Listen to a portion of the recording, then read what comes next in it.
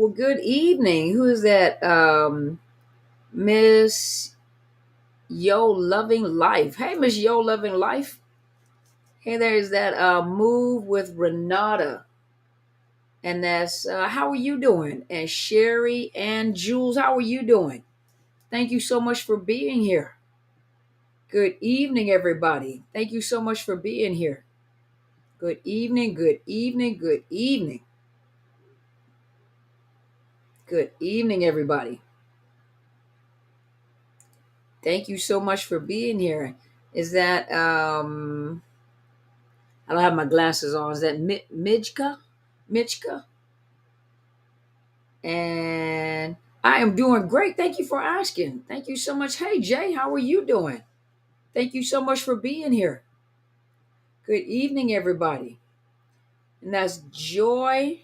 Oh, that's Joy. I'm sorry. I said Jay. Joy um, Zenobia. What a pretty name. Hi, Zenobia. How are you doing? Hi, Valerie. Hey, Valerie.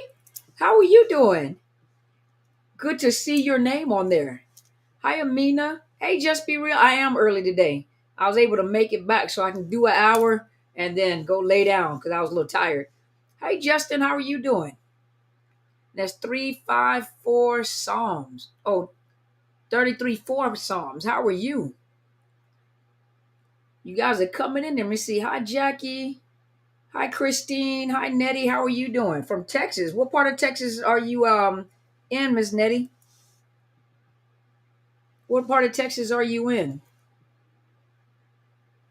Minnesota. All right, in Minnesota. How are you doing? Is that Erica? How are you? Oh, I'm glad you're here, Miss Valerie. I hope you get to come to California. I would love to see you again. Hi, is that Ruthie? Hi, Ruthie Pina. How are you doing? Thank you so much. Hi, Fifi. Okay, Houston. I was thinking about coming to Houston too. Hi, Marie. How are you doing? And that Joanne. Hi, Joanne from Florida. Thank you for being here. It's great to see you too. Well, at least see your name so I know who you are. How is everybody doing? Thank you so much for joining me. If I yawn, please forgive me. Hell, I did. As soon as I said it. How's everybody doing? So good to see you all. Hi, Hash Brown. How are you doing? Hi, Julie. Oh, in Houston, I definitely will. Absolutely, I sure will. Thank you. Just be real. Thank you so much. Hi, Ernestine and Solomon. How are you? Hi, Vanessa. That's not my topic for tonight, but matter of fact, that's not my topic for tonight. That'll be a class, and you just enroll in that class, and you'll find out too. And that's Net Sanet. How are you? It has been a beautiful Sunday, hasn't it? Beautiful, blessed Sunday. Yes, it has. Laquetta, hi there. All the way from Thomasville, Georgia. That's what I'm talking about. Hey, girl, how you doing? And that's Killy. Hey, girl, how are you? Good to see you guys. Nesiemt, how are you? Thank you for joining me. Greetings, everybody. And of course, greetings to all of you that are coming in after the video has already. So, all my people that are coming in to watch after it has been filmed live. It is 8:03 p.m. Pacific Standard Time. So, you guys know what time it is. Thank you so much. Natty, I just had a class on Saturday. So, I had a class called the grief of the law. The processing the grief after hold on processing the grief of loss after narcissist abuse, and it was powerful. It was absolutely powerful. I have another course coming up though, and I will let you guys know. I may be doing it in the next 2 weeks. I have another course. I did Netsanet. It's very pretty. Netsanet. But I should have another course coming up in the next 2 weeks, and I will post it again. Hello, Mackie. How are you? Hi, Stephanie. Is that Michelle? Hi, Michelle. How are you? It's 11:03, so you are. Oh, three. You're on the East Coast. Okay. Thank you for joining me. I know it's late. Thank you for joining me. I am not going to be on long tonight. You guys know I always say that. Then I get caught up in my conversation. I'm going to do my best not to be on long. I'm going to give myself an hour, but I'm going to try not to do an entire hour. Okay? Because I know you guys like, just get to it. Just get to it. Stop giving all these salutations. I like to say hello to everybody. And thank you so much for being here. So, ladies and gentlemen, if you missed yesterday, it was powerful. It was the processing the grief, processing the grief after narcissist abuse. And it was powerful. And those that attended yesterday, a lot of times the healing comes, a lot of the healing comes in the after the class, the question and answers and the support group itself. And a lot of after the course, a lot of them said that I didn't even know grief like that. Hi, Veronica. But they didn't know grief like that. We went over the 16 different types of grief.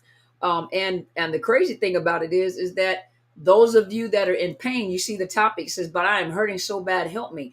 And in that course, number one, we talked about the 16 different types of grief. And if you would have went to that course when I did it live, you would have found yourself somewhere, the different types of grief, what you have not processed yet, what you may be going through, some other areas of grief that you may be going through at the same time, simultaneously. So there are different types of grief. Not everybody grieves the same. Not everybody grieves, and then there are some psychiatric problems that come, as well. We identified the 12 systems of the body. We also identified the 4 major ones that people usually have a complaint with that usually affect them, which is the immune, the cardiovascular, the immune, the cardiovascular, and there was 2 more. I can't think of them right now. But even to a point where we talked about the syndrome that mimics heart attacks. And so when people say they died of a broken heart, literally that is an actual syndrome that actually mimics a heart attack. And so there are times, Just Be Real did cry. She did. She cried. She said it was amazing. Thank you, Just Be Real. But Just Be Real was there. She cried. She cried a little bit. She had a little thug tear. But it was very powerful. We talked about how these 4 systems are affected in grief. We talked about the syndrome that actually mimics heart attacks, where people can, have it feels like a heart attack. Also, the fact that grief, especially if you have cardiovascular issues already, and especially if you're like over the age of 60 and you have cardiovascular issues, how you are at risk of a heart attack while you're grieving. That grief can actually kill you, because grief is one of the highest level of stress that you can go through. And when your body is stressed, your immune system does not function properly. And so a lot of you may have experienced flare-ups that you may not have experienced before. And that's how I got, when I did that course on Saturday, that's how I got to this topic. But I'm hurting so bad, help me.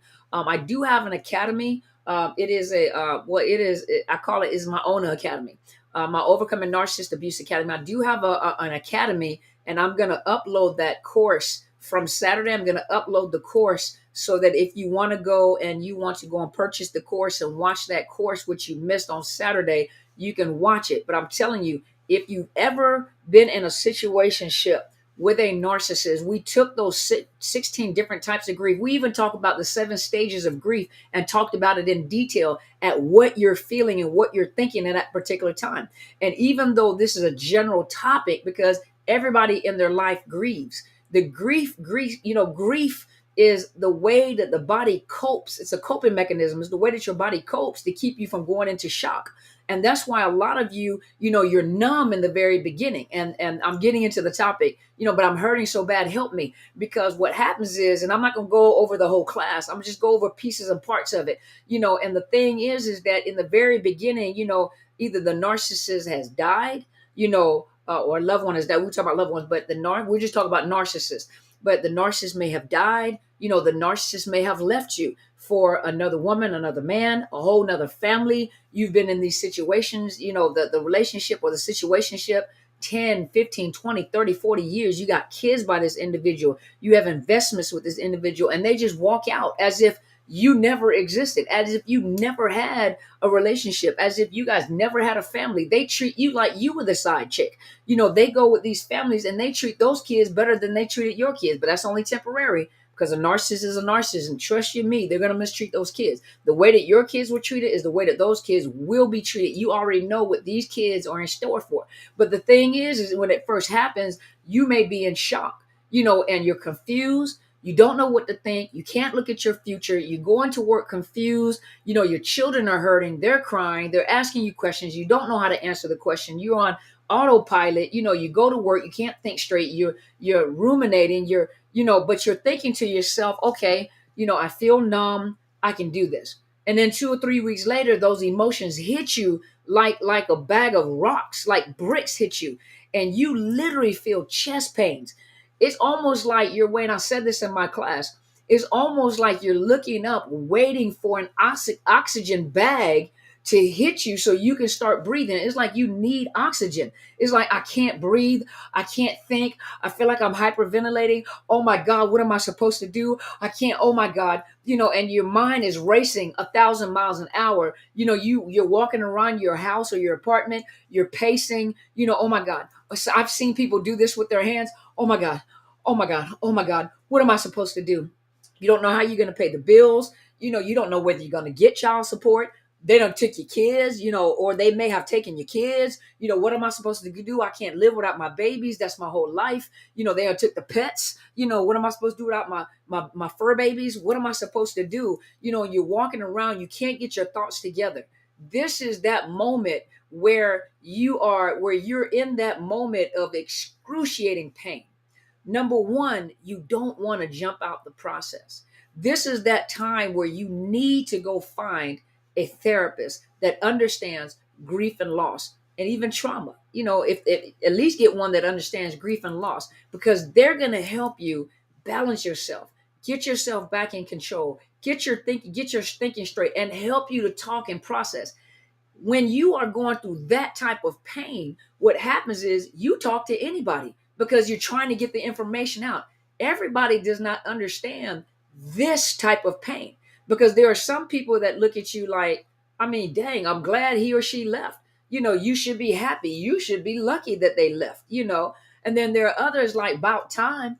I'm glad, some people are happy that the narcissist died, or happy that that narcissist left your life. And you're looking like, but you don't understand, I'm a human and I have emotions. And you feel guilty because they're looking at you like, why are you even acting like this? Why are you even you went through this abuse? They did this to you. They did this. They've always proved, but you're still a human being and you still have emotions and you still loved.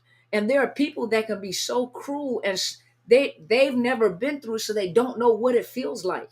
You literally feel like you are dying on the inside. It's almost like, I feel like I'm going to die. Some of you actually want to die.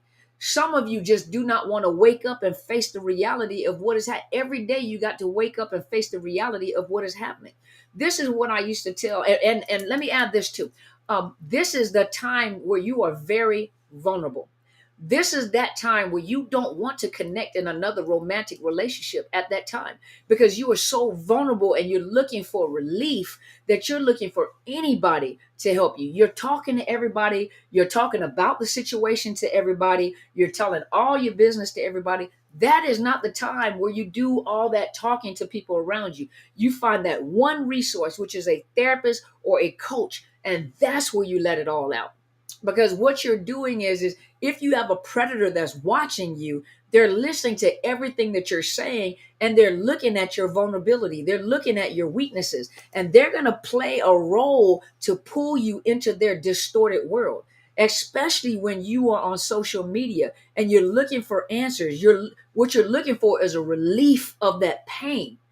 That's how these narcissists on social media are able to pull people in, because they're telling you what you want to hear. They're giving you this false sense of hope and this false sense of security. They are mesmerizing you on camera to make you feel like, the narcissist is really not that bad, and they may be back. This is only temporary. This is what we're thinking, and you just have to, this is what you do to win them back. That is not what you need to see. What you're looking for is you're looking for what you want to hear. You're not looking for the truth, because the truth is like the truth cuts you in those places that you're already cut.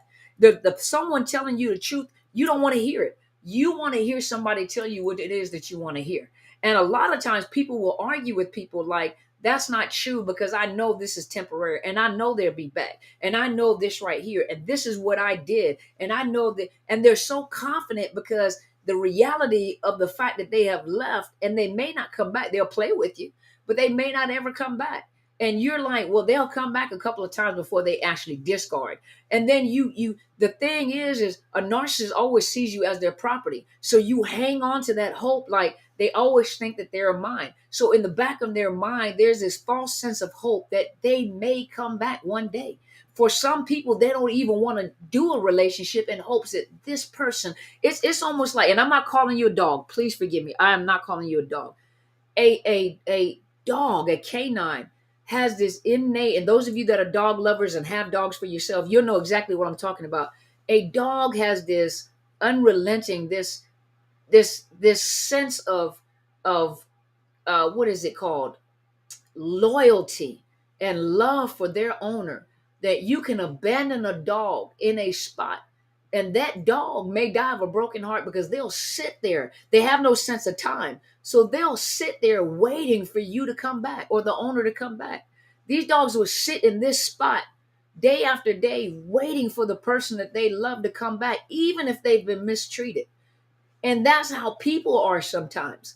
This is how we can be sometimes, where you have been hurt so deeply that you sit and you wait in hopes that this person, they're continuing their disruptive life with someone else. They've moved from person to person to person to person, and you're still sitting there hoping that they'll come back. And it's not the fact that I'm trying to tell you to go and connect and be in another relationship, because that's the time you don't want to do it. But you won't let go of this facade in your head, and you listen to these videos, and you take the videos. Well, what you said, that they you always are their property.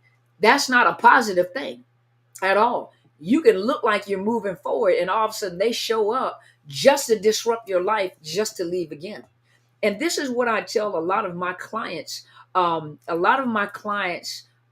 they come to see me and they're in pain. First of all, those of you that have had major surgeries, the first thing, you have to go seek help, right? Some people deny that there's anything wrong with them. They'll take all sorts of over the counter things and this type of medication and this type of medication. But what they really need to do is they need to go to a professional to seek help, to see what is wrong with them. Is it something that can be cured with natural remedies? Is it something that we, can deal with on a naturopathic way, or in a natural way? Something that you need to go find out what the problem is. First, you got to admit that there is a problem. There's something going on. I'm heartbroken, and some people, they're afraid to say that I am heartbroken, because you're embarrassed and you're ashamed of what people around you may say, or the people that are closest to you, that knew what you were going through, that look at you and discuss, like, how can you be so sad? How can you be grieving like that? Well, why would you be hurt? Those are insensitive individuals. And for you to have to admit, so you don't try to connect with anybody, you isolate yourself. But what you really need to do is reach out to a professional, a trauma professional at that, and ask them, what is wrong with me? What is wrong with you? You may be grieving. That's basically, but I'm hurting so bad, help me. You're in a grief process. Now we got to figure out where you are. And I told my clients, when you go to a doctor, the first thing they'll do is they go from the least invasive to the most invasive means of trying to get you taken care of, or healed, or fix the problem. And what they'll do is you're going to tell them where the pain is at. And what do they normally do? They touch to see if there's tender spots. And when they hit that tender spot, what do? You cringe. Oh, and some of you like, oh my God, I wanted to fight. That pain was so intense. So they know, okay, then they know the region. Okay, this is where this is hurting. Okay, what we're going to do is we're going to send you down to x-rays. That's the least invasive. We're going to send you to x-rays to see if we can see anything.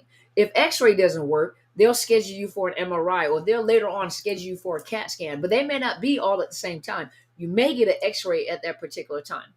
And then what they'll do is they give you some pain medications.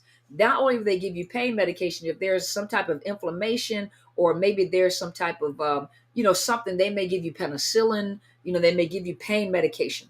Then they're going to set you up to physical therapy. They may send you to this person and this person as they're examining what the problem is. And each person is coming together as a team to try to help you, but it's still excruciating pain. You may go to physical therapy, it makes the situation worse. The medication may not be helping. You coming back for appointments, some appointments are 30 days out. So this is that whole process. You've been to physical therapy, you've been to pain management, you got your medication, you went to CAT scan, you went and got the MRI done, and they found that this, the only way that we can fix this problem is if we cut and create another wound. If we cut and create another wound, we can fix the problem. But let me tell you this, once we cut in and we create another painful wound, this pain may be worse than the original pain, but the problem has been fixed. The next pain, which is excruciating, that you're going to feel is the pain of recovery. And so a lot of people come out of surgery. And what I found out coming out of surgery recently is I didn't know that they do two different types of anesthesia. One anesthesia is to put you into a deep sleep. The other anesthesia is so you don't feel anything in the surgical area. And when you wake up, you come, you loopy off of the anesthesia, but the anesthesia in the body is still working up to maybe 24 to 48 hours. But when that anesthesia wears off in your body, that numbness starts to dissipate, you'll start feeling the excruciating pain of the surgery on the surgical site. And you may wince in pain, and then they have to give you medication. And their whole thing now is pain management. Let's get you into a position where you can manage the pain, where we can send you home. Now you're at home and they need you to relax. Don't do anything strenuous. Don't pick up anything heavy. Let someone help you. Drink water for this particular time. Don't eat any heavy meals. If you need to use the bathroom, have someone escort you to the bathroom. But whatever you do, you need to relax for at least the next 2, 3, 4 weeks, 6 weeks, 8 weeks, whatever. Don't drive your car. You're going to be on this medication. But within that week, we want you to come back because we want to check you to see where you stand in your recovery. And when you go that first week, that may be a very painful experience because they may remove stitches or sutures, and you are still in pain. You can't walk for yourself. They got to wheel you in there, but you're going through this process. And in your mind, you're thinking, this pain is more excruciating than the original pain that I've went through. And the pain is so excruciating, it seems like something is wrong. And the doctor says nothing is wrong. Everything is fixed. But this is your process of healing. And they'll give you the steps of what you're going to experience in this. And if you research it, this is what you're going to go through in the process of healing. This is what's going on in your body. This is how long this is going to take to heal. This is how long until the stitches. This is the site is going to be red. This is what's going to happen. Then you can't go to the gym. You can't lift weights. You can't do this right here. And then you may go to physical therapy after 2-3 weeks after surgery. You may go to physical therapy. Physical therapy is even more painful. Like, oh my gosh, I think something else is broke. Something else has been. But the whole point of this analogy is that when you have been through something like this, especially after narcissist abuse, where you are in excruciating pain, this right here is letting them know. If you go to a professional, is letting them know when you start pressing them spots and you wince in pain and you in there and you're crying and please help me. Some of you have done it on social media. Please help me. It feels like I'm going to die. I can't breathe. Please help me. I'm in so much pain. That's because the pain, the injury has been occurring all along. This point right here, you have to change your perspective as this is my point of recovery. I can recover from this. This is the pain of recovery. But if you keep going back, you keep getting injured in the same spot over and over again. So it never has time to heal. And if it does heal, it's going to heal distorted. You might heal like this. You might heal because you didn't do what you were supposed to do. Even like dealing with scars. Like those of you that are prone to keloids, there are some doctors that will let you know to take like vitamin E, and massage that area where, after the stitches come out, massage the area to keep the skin from attaching to the scar. And so you have to massage that area, which can be painful, and you have to keep massaging it, and you putting that vitamin E in it, then you put cocoa butter on it to keep you from scarring, and then the scar is real light. It's not a big heavy keloid, and the skin is smooth, and it's not attached to the muscles or the tendons, and you can actually move your hand or move whatever limb it is. That is that process of, I'm hurting so bad, this pain is excruciating. It just happened. You have to process through that pain. When you actually process through that pain and go through the process, because when you take penicillin, they tell you don't take penicillin until you feel better. You take the penicillin beyond when you feel better, because you'll become immune to the penicillin. And the next time you may get an infection in your body, the penicillin may not work like it's supposed to. And so you have to keep on with that process. You stay with that therapist. You stay with that coach until it is done. They'll know, that you are healthy. You may not be in a position to date at this time. You may not be in a position to jump back into a relationship. You have to learn to do that. They'll give you tools. They'll tell you, okay, you're not in that position yet. And you go through that process. When you go through that process, trust me, you will not jump into a situation or a relationship as quick as you would while you're in the painful place, because that's your vulnerable place. But when you process through that pain, you'll never want to go through that again. You'll never, ever in your life want to go through that type of pain again. But you have to, that's why Apostle Sadler's conference in August is called Each Process Leads to Freedom, because you have to go through the process. You can't just decide to make a cake, put it in there for 5 minutes and pull it out and think the cake is done, unless you got it on 1,000 and it done scorched and tore your cake up. Even collard greens, those of you that are from the South that love collard greens. Now, I love me some collard greens, and I'm telling you right now, my big sister know how to put her foot in some mustard greens.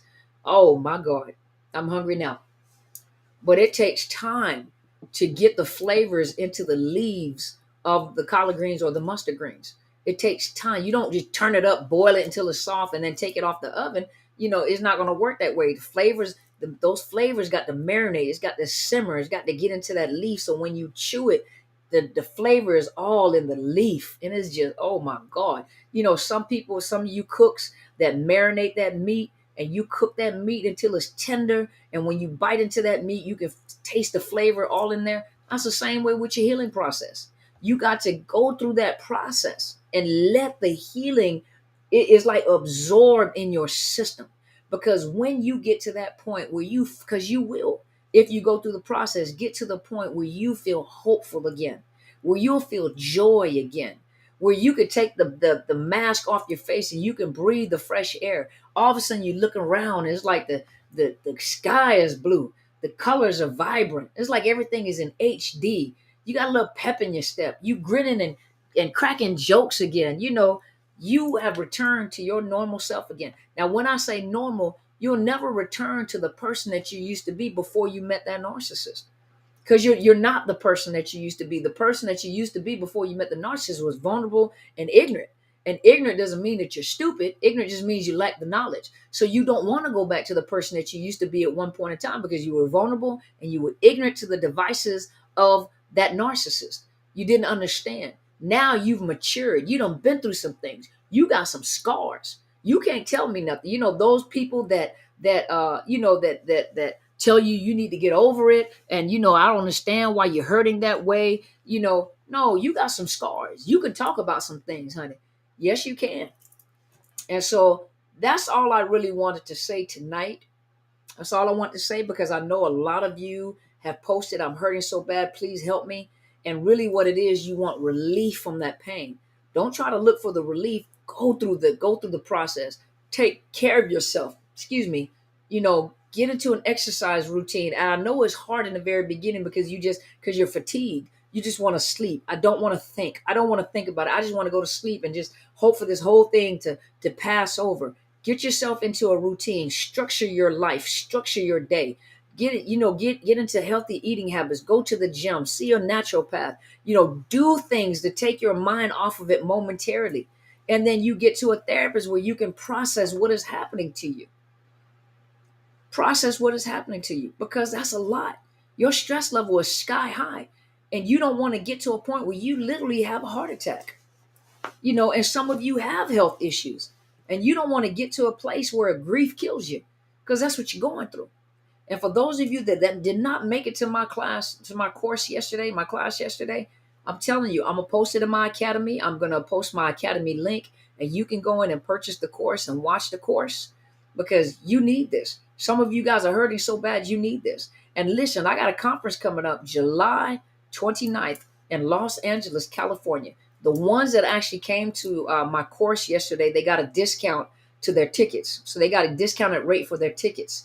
And so if you join these courses up until the time that I have my conference, now don't think you're going to join every 2 weeks when I do a course and I keep on giving you a discount. No, I'm gonna give you a discount one time. So if you came one time and you've registered for the afterward you wanted the conference, I send you a different link. I give you a discount there. I don't mean you get a discount every time you come. You get a discount when you join my course. But don't just come and listen to the course. After I'm finished with the course, stay in there for the question and answers and the support, because the people that came yesterday, they left totally different. And Charcetta, Just Be Real, will tell you, one of the beautiful ladies that came, she was frowning the whole time. She looked so hurt. I didn't even know she had teeth, but she was frowned. You could see the frustration in her face. When we got to those question and answers and before we left, this woman's face was lit up. I mean, she was showing all those. I didn't know she had beautiful teeth. She was gorgeous, and she's Greek. She's Greek. Oh my God, she had a beautiful smile. Her eyes were wide open. Her face was lit up. Oh, she was smiling. Tell them, Just Be Real. Oh, she was beautiful. She was smiling. All the ladies on there that were on there told her, "You look totally different. You have a totally different demeanor." Her face was beautiful. I mean, she looked so relieved. Not saying that she has overcome everything that she's been through, but the courses, I'm telling you, when you come to these courses, they're worth the money that you spend. And I don't even charge that much for the courses at this time. It's the longer courses that cost more. And so you take advantage of that. And for some of you guys, you need to be at my conference. July 29th, I'm going to be in Los Angeles, California at the Sonesta Hotel that is right at LES. That's a military pay stub. But at LAX, the hotel is right there when you come out of LAX airport. It's the Sonesta Hotel. If you're not registered, you can't come in there. So you can't come into the conference if you're not registered for the conference. But if you go to overcomingnarcissistabuse.ticketleap.com, I'm doing it on Zoom. So you will see the first part, the general admissions. You'll see that on Zoom. And then I also have VIP. For the VIP that evening so the general session is from 8 to 5 in the morning, 8 to 5 in the evening. And then the VIP it continues from 5 to 11 o'clock. I think it's 11 o'clock. And this is a formal event. We're having a dinner that evening, and we're having a round table with all the speakers. Plus, I have my special guest, which is Telsha with the T on NPD, and Tasha Lelandman, Confessions of a Christian Girl. Apostle Sadler is going to be there. My big sister, Bishop Kathy Gibson, is going to be there. I was going to say big sister, but my sister, Bridget Griffin, is going to be there, and she's a domestic violence advocate. And I have a new guest, Dr. Paula Tucker, and she is a researcher, and she does research on traumatic brain injury. And this year's conference is called Unpackaging Your Trauma. Some of you guys need to be there because you are traumatized, and some of you guys won't go and look for help. Come to that conference. And if you're in general session, we're going to cover a lot. Generational trauma. We're going to talk about sexual abuse, childhood sexual abuse, and how it affects you in your adulthood. We're talking about traumatic brain injury. We're talking about being re-traumatized in the courtroom. And, we got awesome topics and very professional, awesome speakers. And usually the event like this, that's about anywhere between $2,000 to $5,000 for an event with these type of people of this caliber at this conference. And it's a one-day event. And you can come out there. I'm staying for another day or two because I would like to travel and go see the Wax Museum. And I also would like to go see I would like to do the tour of the stars of the home. The tour of the stars' homes. And so if you would like to stay, an extra day that Sunday, we'll go to the wax museum. We'll hang out together, go to the wax museum, go do the tour of the star's home, and we can be together as a group. We'll find somewhere to go out and eat. But you'll spend some time with me the next day. But the conference is that Saturday, and you got to go register. You can do the general admissions, or you can do the VIP, and that includes the general admissions and VIP, which is the formal event and the dinner in the evening. And then just stay another day, and we'll go out and we'll travel. We are having it on Zoom as well, so I will be on Zoom as well. You got to be there. Overcoming Narcissist Abuse.ticketleap.com. Register. I have another course that's coming up. I'm gonna try to do it in the next 2 weeks, and I may do identifying codependency and breaking that bondage of codependency. So I haven't named the course yet, but I'm probably going to be doing one on codependency. Let me go and look. And then you guys, I know some of you guys have been. I hope you do.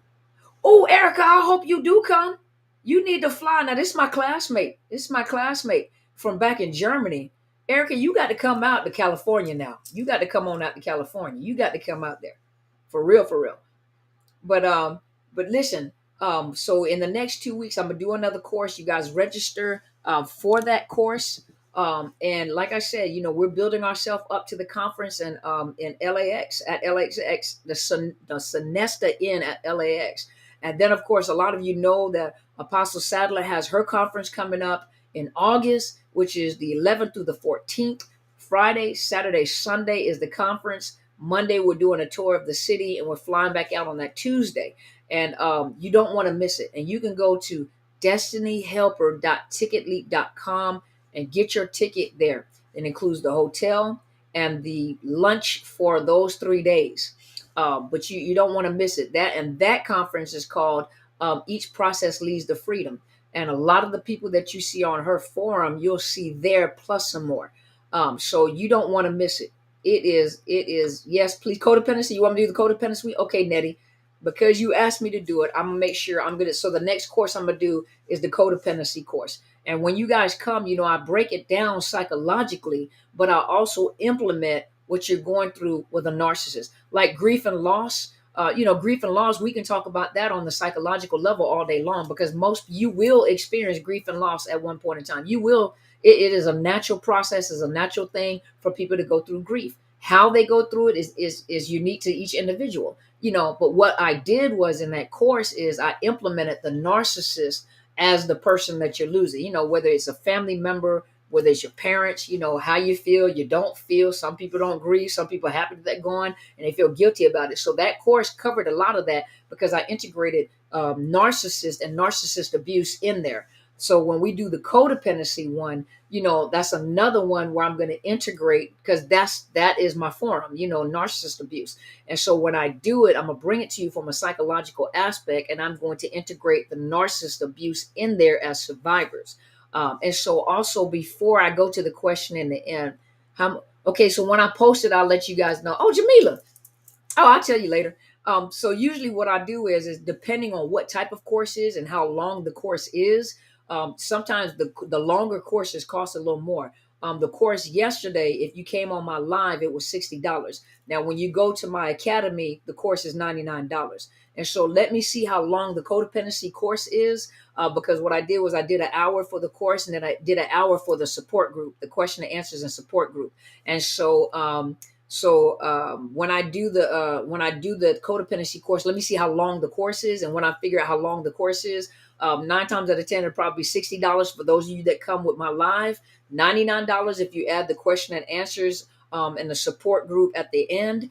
And then when it goes back onto the academy, it'll be $99. The only courses that are a little longer are like the parenting course. When I start doing the parenting course, it's going to be 10 modules. And so I have to break those modules down, is 1 through 10. So what I may do is just break it down to make it affordable to you in the very beginning. But if you buy the whole course, it may be more affordable to you if you purchase the whole course. So let's, did I cover everything? Let me make sure. Before I go to the question and the answer, this is one of the things that we were talking about. A lot of my family out there in the UK, a lot of my tribe that is in the UK, I do have people that are looking for counselors in the UK. Now, one of the requirements is because a lot of times counselors work with narcissists in therapy. One of the requirements is that they do not work with the disorder; they work with the survivors. I do have two resources from one of the ladies that was on yesterday. Two resources that I'm going to send, but I would like to start setting up a resource so that when you're asking questions, because you guys are all over the country, and so I want some resource. Those of you that are in the UK that know any counselors or coaches that deal specifically with the trauma or the victim of narcissist abuse, the ones that have come out that specifically work with the survivors, that you have their names and their resources, please email me at drcarmenbryant@outlook.com. When I get my website back up, what I'm going to do is when you send me those resources, I'm going to have the resources set up by region so that people that are looking for assistance or resources or counselors, they will have those resources available to them. You're in the UK? Okay, okay. So what I'll do is as I'm collecting the resources, I will post them on Facebook until I get my website up. Because I'm trying to work on my academy. And once I get my academy up, I'm gonna get my website up so I can connect the academy to the website. And then on the website, I have it set up where I can set it up where I can have resource pages for different countries or different states or the US or wherever you guys are. So whoever has resources on counselors, therapists that specialize in helping victims or survivors or help them get out of, but those that specialize in helping the victims, the trauma, send me those resources so we can make sure we put it out there for our tribe. Because some people are looking for these resources. And one of the biggest things that was said was, please do not have someone that also assists the perpetrator. And that's one of those that is, please make sure it's someone that doesn't help the perpetrators but is focused more on the victims and the survivors.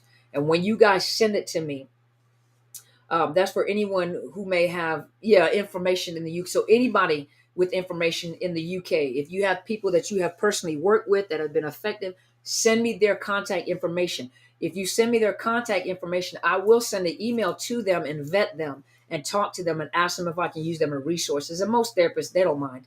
They don't really mind. Okay, so now that we got that out the way, let's do some question and answers. If you could please just be real, give me about 10 minutes. Okay, give me about 10 minutes and let's do some question and answers. So let's see. Okay, let me tell you guys something. When it comes to conversations on here, if people are asking questions, please don't go in and start answering those questions. That's what the purpose of the host is. I am the host of and it's kind of rude. When people are asking questions or they need information or they ask you a question, please don't go in and start answering the questions for them. Don't take the conversation and make your own whole conversation, the whole page. It's almost like a page you having a whole conversation over there, and it has nothing to do with what we just talked about. And so please be mindful, please be respectful, because I do not have a problem with blocking, nor does my moderator. My moderator has free reign. She'll let you know, and then she'll just block you off the page. And so don't get mad and say, I can't get on your page, can't find it, because you're blocked. I'm invisible now. I'm in stealth mode. So please be very respectful and mindful that when a person is just scroll up and look. But when people are asking questions, if you're having a whole conversation and you're giving them answers, it may not be the answer. So those of you that are getting answers, it may not be the answer that I would give you. And then if you're getting answer, I won't even answer your question. Okay.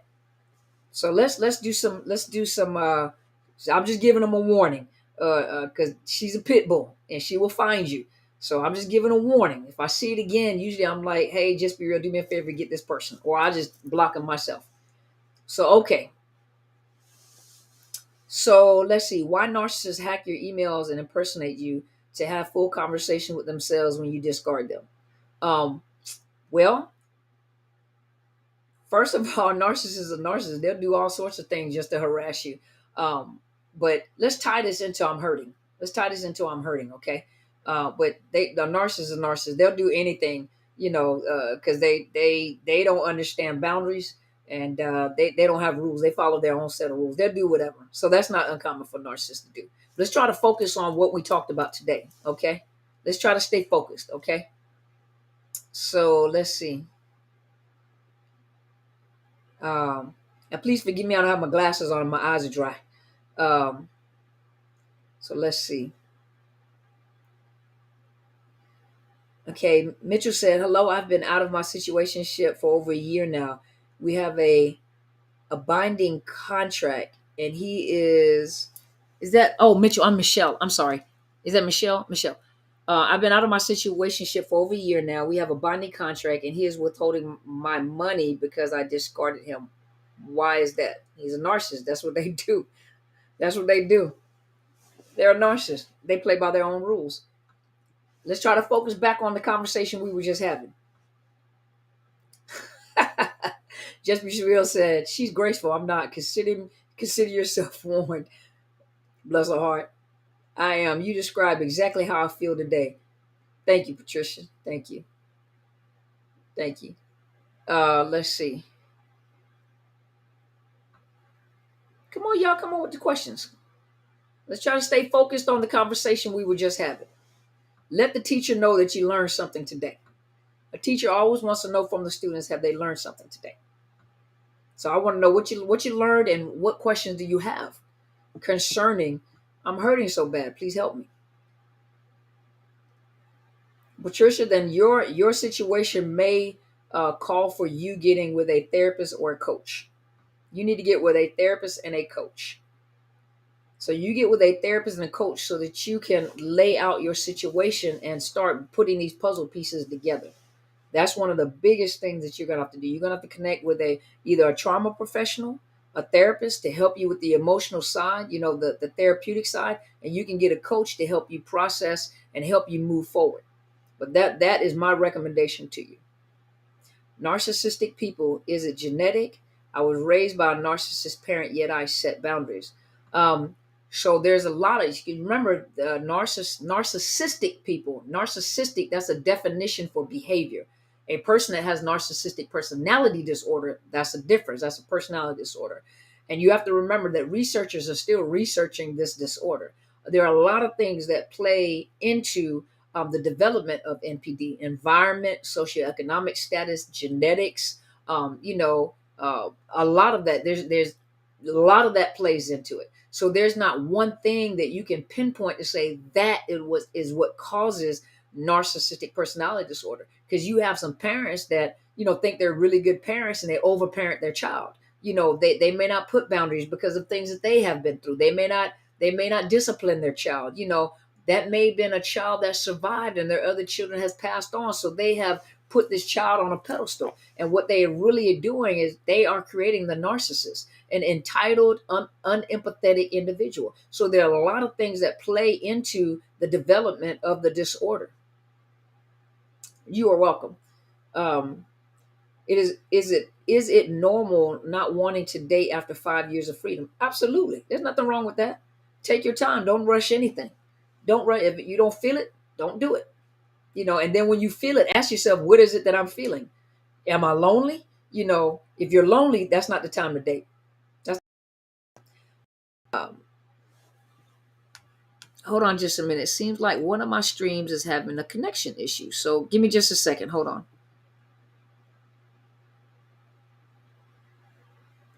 Did one of my streams go down? Hopefully not. Um, I've been trying to find the words of how I have been feeling, and you nailed it. How do you keep the hurting from oozing out? Feel like a ticking time bomb sometimes. Listen, is it Lagordi? Lagordi, what a pretty name. Lagordi Emmy. Listen, I covered a lot of that in my course yesterday when it came to grief and loss. See, y'all, when I put the information out there, try the class, go in there and try the course. Because a lot of times the questions that you have, I answer it in the course. Just Be Real tell you, I went over so much information that a lot of the things that you're asking is actually on my course. And so when it comes, first of all, you have to understand, what is it that I'm going through? What There are 16 different types of grief. Which one of these griefs am I going through? Which one am I still struggling with? If I'm in the seven stages of the seven stages of grief, hold on, it's the 16 different types of grief or the seven stages of grief. You know, where am I at in these different stages, and where am I at in the 16 different types of grief? Once you get that information, you'll have that aha moment, like, oh my gosh, like a lot of them that were on there yesterday were like, oh my gosh, I didn't realize I haven't went through this grief, and I experienced this type of grief, and I didn't know. I even gave a workbook. They got a workbook where they can write it down, what they were going through. And so, in order to keep you from oozing out, is to get the information, get the training, get the courses, get with a therapist, get with a coach, to help you with the emotional side of it, so that you can identify. Once you identify what is happening, you'll start gaining more control. Oh, okay, this is what I'm going through. This is what I need to do. This is what I need to start doing with myself. I even gave solutions. Still good on all platforms. Okay, thank you. But I gave a lot of solutions and suggestions on how to process through there and what to do, different things to do. But when I put that course out there, you guys go enroll in that course. Go enroll in that course. Okay, let's see.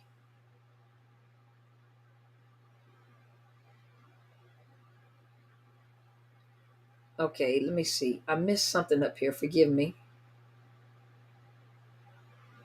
Let's look. Okay. So I didn't do Clubhouse because of the fact I haven't figured Clubhouse out. I don't like if you write a very long, I can't read that, honey.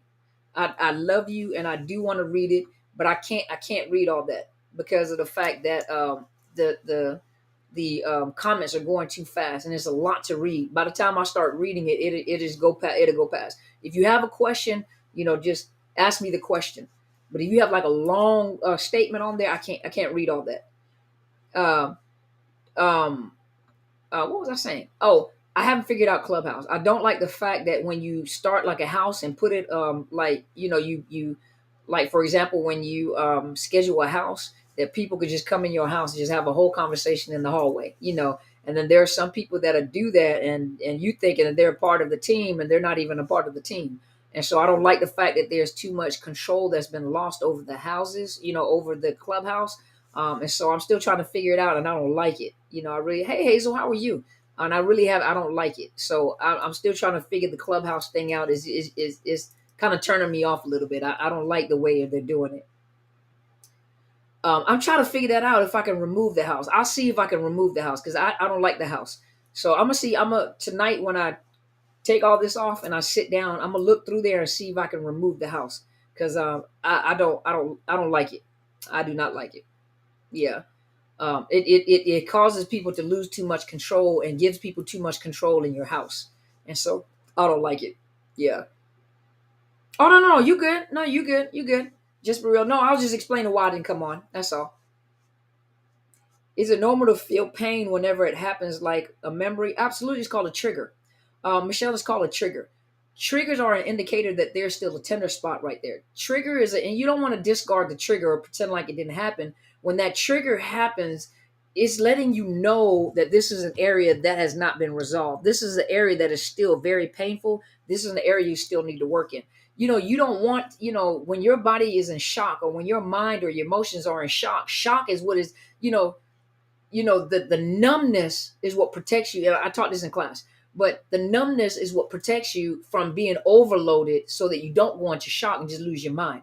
So when you are numb like that, you have to it's like in layers. You think that you can't handle it. You think that I'm going to go crazy, but you're not, because it's being released in layers. And so when you start having memories or triggers, the triggers are an indicator that this right here is not resolved yet. You need to work on this. And there may be because it may be the same trigger over and over again. This is an area in your life that has not been resolved. You need to work on that. Why are you being triggered? What is this a reminder of? What does this keep reminding me of? Then once you finally get that resolved, you may get another trigger. Okay, this is another trigger. Hey, Derek, and this is another trigger. And so I need to work on this trigger right here. So a trigger is just an indicator that these are areas that you need to work on. Don't try to work on everything all at one time. You may have to work on those little triggers. Therapist, you got to get to a therapist that understands that.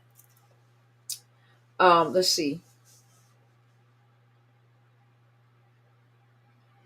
Okay, let's look and see.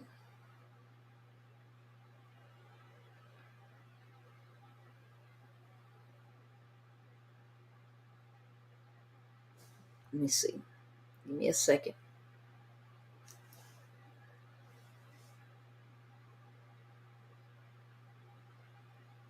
Thank you for validating the investment and putting in the work. Definitely going to look into your courses. Thank you.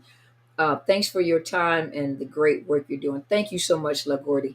Thank you so much. I really appreciate that. But I'm telling you, I know that was your question that you asked me, but I'm telling you, when you go into the course, a lot of the things that people are asking, see, it gives me, see, on when I'm on social media, I don't give out all the information. You think I'm putting out all the information. I'm giving you a lot of information, but when you get into the course and I can fine tune on one topic, I go into detail on that one topic. And trust you me, a lot of times when you're going through that particular thing at that time, you're going to have that aha moment like, oh my gosh. And I even did a workbook where you can just take the notes and you can keep going back and looking those notes. It's that aha moment. Um, let's see. Can you remain friends with an ex-narc with firm boundaries in place? No. Nope. When it says no contact, no contact. Cut them off your social media, block them on your telephone. No contact is no contact. A narcissist will be like a chameleon and will transform into anything you want them to be in order to pull them back. If you already had feelings for this person at one time, if you stay friends with them, they'll pull you back in that hole. So when you go no contact, that's it. Leave it alone. By asking that question, let me know that you're not done yet. You're not done yet. So when you're done, you'll know you're not done yet. What do you do when a new supplier reaches out stating that they ended a relationship and apologizes for how they view you? Accept the apology and move on. That don't mean you have to be friends with them. Thank you so much. I accept your apologies. That's it. Let it go. You don't have to be friends with them because you don't know if that narcissist is setting them up, and you don't know if they've gotten over if they've gotten over, because you don't know whether they're going to get pulled back and forth with that narcissist, and then depending on what you say, they may take it back to that narcissist to get into good graces, and you don't know if that narcissist is going to use that supply in order to get information about you. So if they apologize, I accept your apologies. Thank you, and leave it at that, and keep it moving.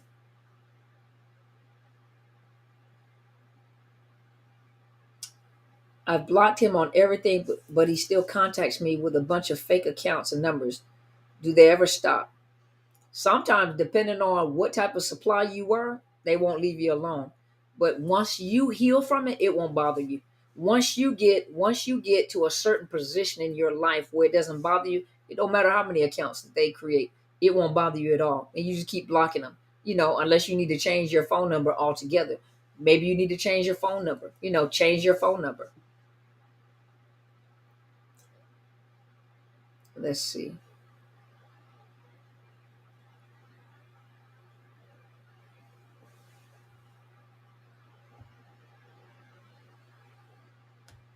Well, say the wrong thing, you get blocked when you first come in. I struggle with no contact too. You're not alone. It gets better. Let's just be real.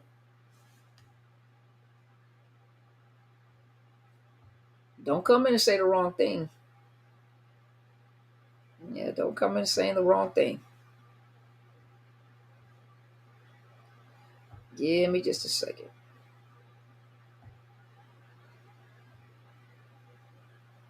There we go. All right, don't come in saying the wrong things, and you will get blocked as soon as you come in the room. Okay, that's exactly what I had to do with the relative who told me bye. Bye. That's all you got to do. Yes, I'm thinking of changing my phone number and even start a new Facebook account. Make it something that they wouldn't look for. When you have your friends and family, you let your friends and family that you know is not connected to that narc, and let them know this is who I am on Facebook. Change your phone number because they won't stop. You stop them, and that's what you got to do. How do you handle no contact if you have children under the age of 18? I did a class. I did it. Not. I did a YouTube channel on that. For those people that have a narcissist, I mean, have children with a narcissist, is limited contact, is gray rocking and limited contact. There's something that's called parallel parenting, but it's limited. It's like a business deal, and that's all you do. A business deal. There's no such thing as, hey, how you doing? I'm doing great. How are you doing? No, it's a business deal. It becomes business. That's it. Your fingers quicker than my eyes that time.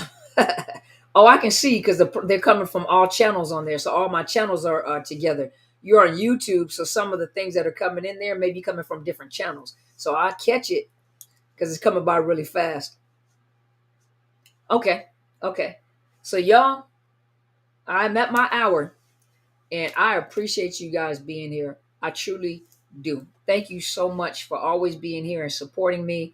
We're gonna figure out. Me and Just Real gonna talk about this clubhouse things. Thank you so much. Who's that? Miss Allie, Miss Allison. Thank you, Miss Allison. I appreciate you. Thank you so much. I know a lot of times for a lot of you, it's late.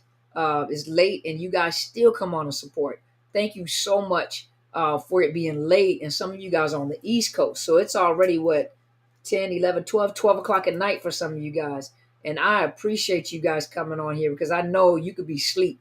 And for those of you that are coming back and watching the, the after the live, you're coming back and rewatching it, doing the rewatch. Thank you so much as well. I thank you so much so well for coming in here and listening to, what we all had to say, and those that are hurting like this. Uh, Thank you, Miss Jamila. I appreciate you. You're a gem too. Don't think that I'm the only one. You are a diamond yourself. And thank you so much.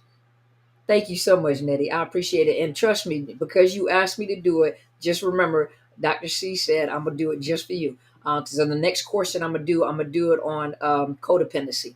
So I haven't named the course yet. I'm kind of thinking in my mind. So you guys look out this week. I'm gonna send out the registration information, but I'm gonna do one on codependency. So I'm gonna do the one on codependency. Okay. And I appreciate you guys being here. Thank you so much, Miss Hazel, for being here as well. Thank you so much. Excuse me. Thank you so much. Thank you, Dr. Carmen. Just being here listening is always beneficial. Thank you, Miss Valerie. I sure hope you fly out to California. I want to see you again. Thank you so much. I appreciate each one of you. Thank you so much. Love y'all back. Thank you so much. I appreciate you guys. So I just keep on. Thank you. Thank you. Thank you. Thank you. Thank you. Thank you so much. But you guys, thank you for being here. Remember, I have a conference coming up July 29th. Support me. Because trust you me, just like Just Be Real said, what I'm gonna do is I'm gonna get some of the people that have been in my course, and what I'm gonna do one Sunday, I'm gonna ask them if they would do a live Zoom where they can tell you some of the things that they've learned. I'm gonna get the ones, I'm gonna see if the ones that were there on Saturday and the ones that are coming for the codependency class, I'm gonna do that one. And what I'm gonna do is I'm gonna put them on Zoom, and then I'm gonna broadcast live on a Sunday so they can tell you a lot of the things that they have learned so you can hear it from them yourself. And you'll find out that even though I put out a lot of information on social media, and it's deep, it's quick, 3 minutes, if I got it on TikTok, 3 minutes. But a lot of the information that you get when you're privately on there with me when I'm doing courses, and later on when you go to question and answers, it goes way beyond social media. And we get, and you have an opportunity to share a lot of things with me, and I can address you each individually while we're on there. But, each person is supporting each other. But even in the course, we're going in depth, and we're talking. So you don't want to miss out on it. A lot of you guys haven't found what you're looking for. And until you find what you're looking for, enroll in my courses, but come to my conference. Because even in the conference, we go way beyond social media. There's something different when you're actually in the presence of the people that talk to you and teach you things, because we go way beyond what you'll see on social media, and we go in depth. And when I say we raw, the group that I have, they're raw. And when I say we talk about everything, we talk about everything. Oh, thank you, Miss Valerie. She said I would love to. It would take some doing. Your conference is worth it. Thank you. Thank you, Miss Valerie. I appreciate you. Thank you so much. But yeah, you asked Miss Valerie. Miss Valerie came to my conference, and Miss Valerie, did we not go in depth? And I mean, when you're talking about certain situation, we're raw. And especially this year, we're talking about unpackaging trauma. So, we're going into situations like, I know we're on social media now. I don't know whether they'll blank me out while I'm talking, but we're talking about sexual trauma, childhood sexual abuse, domestic violence, childhood abuse, and some of the things it does to you, and how you react, and how you connect to people, and and how you act. Some of the things that happen in your brain. Generational trauma. Watching people go, and what you've been told. And why you're going through it. And so and we talk about everything. And when I say everything, we're very in detail with everything. Everything. Whatever your mind think of, we gonna talk about it. And we're in detail with it. So you don't want to miss it. Overcoming narcissist abuse.ticketleap.com. When you go there, you'll also see when I have classes posted. So whenever I have registration for classes, and you'll also see the link where you can pay for conference tickets, whether you want to do general session, VIP, or you just want to come on Zoom. Some of you guys are out of the country. And so I do have Zoom, so you can watch on Zoom. And then usually I also post, like, you'll have like the conference, you'll have like the courses that are on there that are active that you want to enroll in. And I thank you. You're so helpful and thoughtful. Thank you so very much for everything you do. Thank you, Jeremiah. I appreciate you. Thank you so much. We were so intrigued. Ms. Valley said we were so intrigued. It was hard to take notes. The information was very detailed and informative. Thank you. And that's what I'm trying to tell you. Like, some of the questions that you guys are answering is so detailed that sometimes you can't even ask a question because, like, dang, you just went way beyond my question. And I'm talking about the whole group that's there. This is a gifted group. And when you walk out of there, you walk out there with wings. You feel like a champion. You'll feel like, you know what, I'm hurting, but I know that there's a silver lining to this cloud. I know that there's light at the end of the tunnel. You feel empowered and you feel like you can do it. And these are the people that I have been around that helped strengthen me when I was going through. Especially my mother and my big sister, and my good friend Bridget. I was around them when I was going through what I was going through. Never judged, always supportive, and made me feel powerful, like I can do this. And I did it. And so you can do it too. And so I'm going to end for this evening. Thank you guys so much. Sorry I did not have the clubhouse open because I'm still figuring this out. Me and Just Be Real going to figure this out. But you'll see me I'm on Twitter. I am on LinkedIn. So all this live shows up on Twitter, LinkedIn, YouTube, Facebook, and I'm separate on Instagram. And so Instagram has not allowed me to integrate Restream yet. So we'll figure it out. Hopefully they'll do it. They kind of bougie. They kind of stingy.